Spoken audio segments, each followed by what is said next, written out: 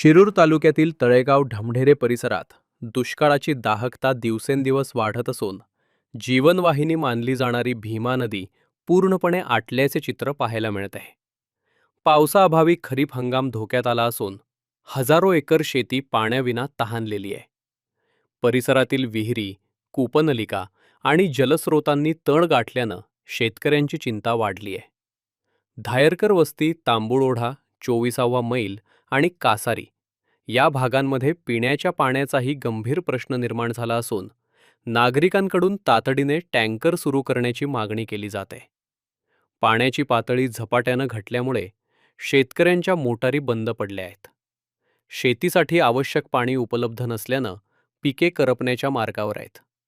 दुसरीकडे जनावरांच्या चारा आणि पाण्याचाही प्रश्न गंभीर बनला असून शेतकरी दुहेरी संकटाचा सामना करत आहेत. दरम्यान वेळ नदीच्या आवर्तनाचे पाणी परिसरात न पोहोचल्यानं पाणी वाटपात दुजाभाव झाल्याचा आरोप स्थानिक शेतकरी आणि नागरिकांकडून केला जात आहे.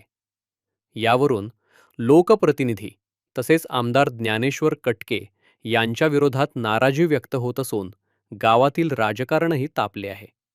पाण्याचे समान वाटप झाले का, असा थेट सवाल शेतकरी उपस्थित करत आहेत. पुढील 8 ते 10 दिवसात समाधानकारक पाऊस न झाल्यास यंदाचा खरीप हंगाम पूर्णपणे वाया जाण्याची भीती व्यक्त केली जात आहे. त्यामुळे बळीराजासमोर अस्मानी संकट उभे ठाकले आहे. मात्र हवामान खात्यानं येत्या काही दिवसात चांगल्या पावसाचा अंदाज व्यक्त केला आहे. हा अंदाज प्रत्यक्षात उतरून पाऊस झाला तर संकटात सापडलेल्या शेतकऱ्यांना मोठा दिलासा मिळेल आणि बळीराजाच्या चेहऱ्यावर पुन्हा हास्य फुलेल अशी अपेक्षा व्यक्त केली जात आहे.